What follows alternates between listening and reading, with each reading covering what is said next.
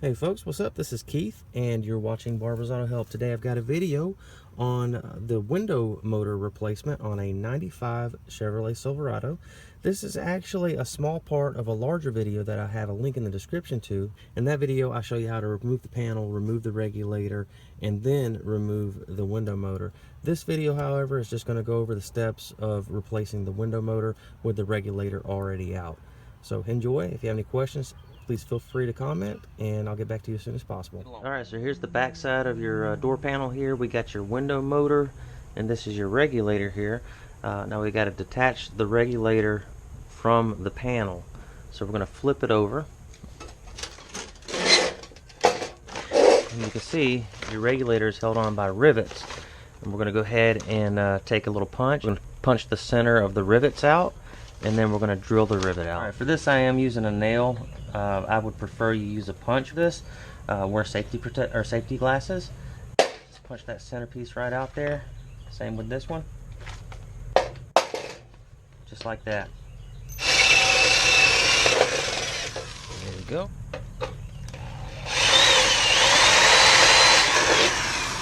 There you go. Now I'm on the other side here, and I'm going to have to take this window motor out because I've got to move this little cog here back so that I can get to that rivet and that rivet in order to punch the center out and then drill them out. But this part right here, guys, you really have got to be careful. Once you release that motor, we're going to unscrew these bolts here and we're going to release the motor from the window regulator. Once you do that, this thing's going to want to fly back on you. And it could get your fingers, it can get your arm, it can cut you. So you got to be very careful. I'm going to stick this drill bit right in this hole here, and I'm also going to stick another drill bit in this hole. And I would actually prefer that for you that you use something like this. I got this from work and I misjudged the size of it. I should have gotten a skinnier one, so that way I could put this through that hole and then bolt it on the other side of that hole there. So that way, with this big washer here, there's no chance of it going like that and this slipping and still getting you. So you got to be very careful. I suggest using a bolt with a washer and a nut. That's my preferred method. I don't suggest you do it this way. I'm sorry, I'm doing this on the weekend, guys. I get stuff from work, my tools and everything. You saw that I used a carpenter's hammer earlier. I got to use what I have available, but I'll tell you the right way to do it. Okay, on this motor here, the magnetized portion of it that has the motor inside of it is held on by 4 T25 bolts, and we're just going to take those bolts out.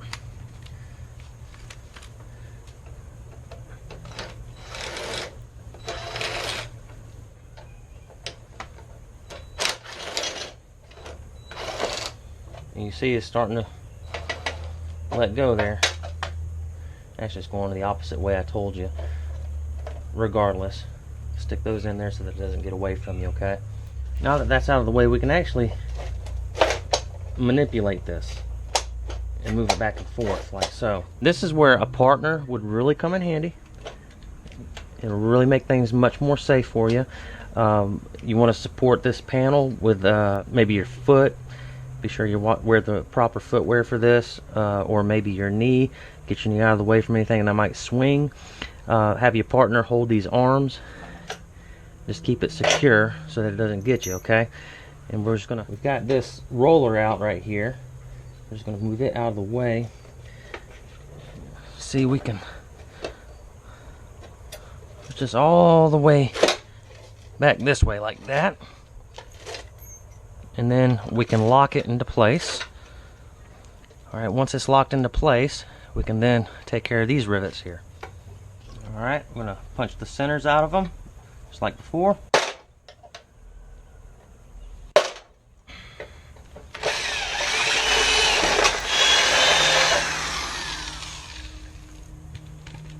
Just like that. Now we're free from the entire thing. Okay, at this point, we've got 3 rivets that actually hold the gear side of this motor on. We're going to go ahead and take our drill to these 2, which are exposed already, and get them out. And this thing keeps on spinning, so I'm going to go ahead and take a pair of vice grips to the back side here, grab onto it, and try to keep that from spinning. That way the drill bit can actually dig into that and it won't just sitting there in freewheel.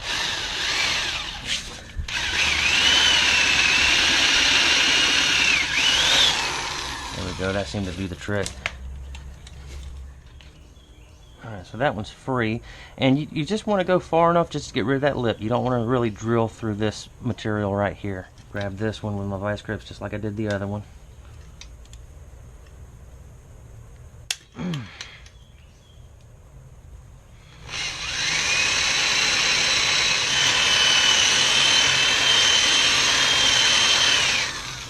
I think just about far enough there. There we go. That one's free. Now we got to find out how to get to this one, and what we're going to do, grab you an assistant, have them hold this part, wrap this part with a rag, okay? Hold that part real good, and grab this part, push in,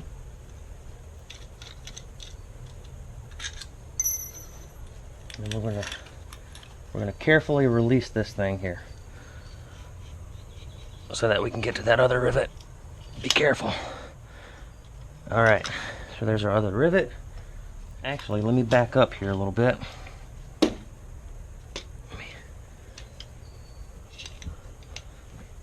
We don't lock it in, it's going to want to sling out all the way, and we don't want to do that. Alright. So we locked it into that hole right there. That way when we take this out the rest of the way, it won't just go shing and probably chop off your finger in the process. Really guys, this is dangerous. Do this at your own risk, okay? You can really, really hurt yourself. If you do it, make sure you're mechanically inclined and that you feel comfortable doing this, and even then, do this at your own risk. Grab the back side there.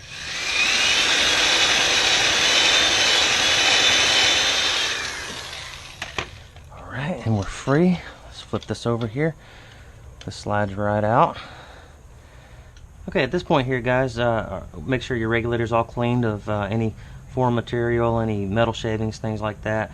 In your kit, your hardware kit, you'll have two different types of bolts that go in the window motor. You have a couple flatheads and one round head. The round-headed bolt goes in this one out here, and the two flatheads go up underneath this gear here. Now before we put our motor on, go ahead and let's get one of those bolts started, get it in there, and then we're going to get our other flathead bolt in there too before we even put our motor in.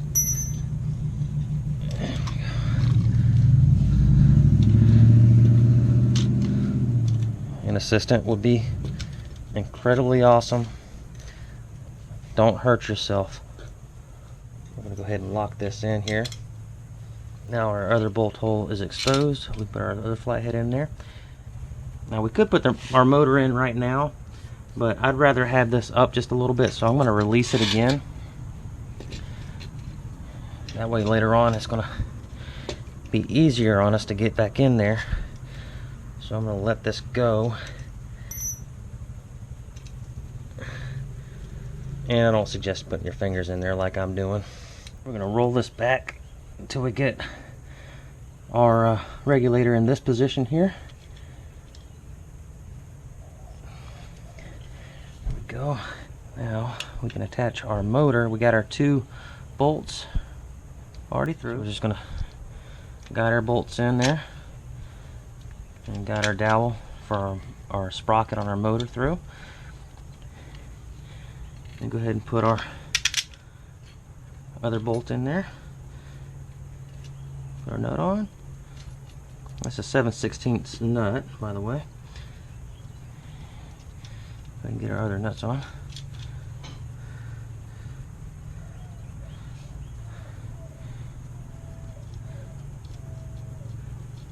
Go ahead and tighten our nuts down. 7/16 wrench.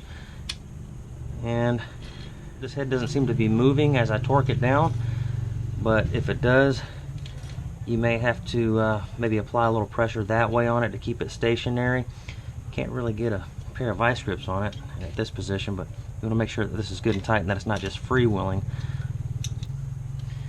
That one is freewheeling.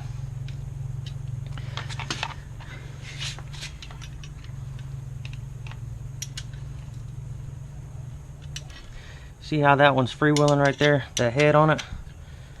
Can't really put a screwdriver on it at this point. So what you could do is you can go ahead and remove your, once your motor's in and you got your nuts in, you go ahead and remove your dowel here.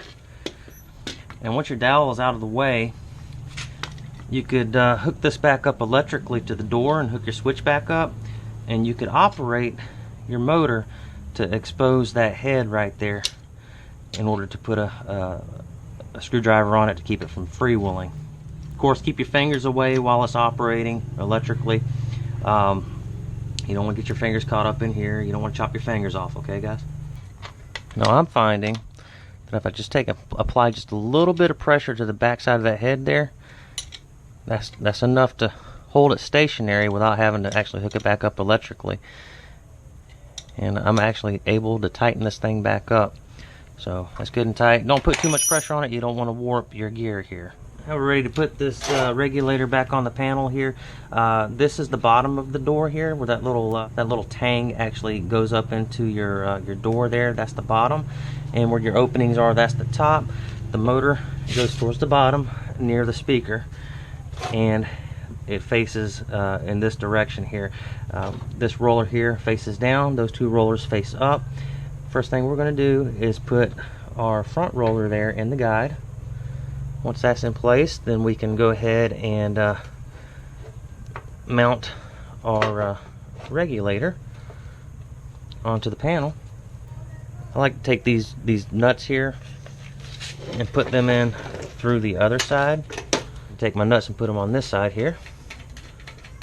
Take this one, put it up there. There's 4 nuts that go on. 4 bolts. And please watch your eyes, guys. I know you see all these metal shavings all around me here. That stuff gets on your clothes and you accidentally wipe your eyes later on, and that gets in your eyeballs. Trust me, you won't be happy. Be careful. I should have vacuumed all this stuff up. Maybe you can do that and prevent yourself an accident, okay? Take this over here, put it on the front.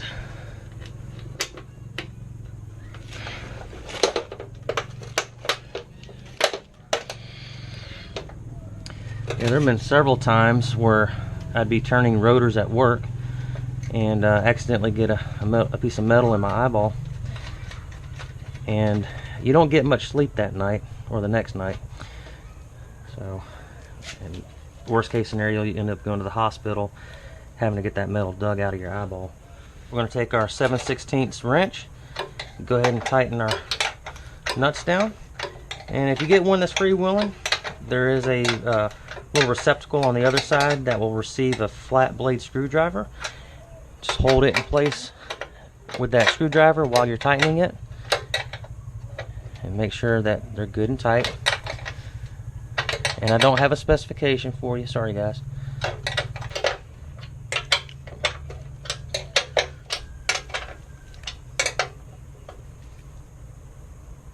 Alright, we're good to go.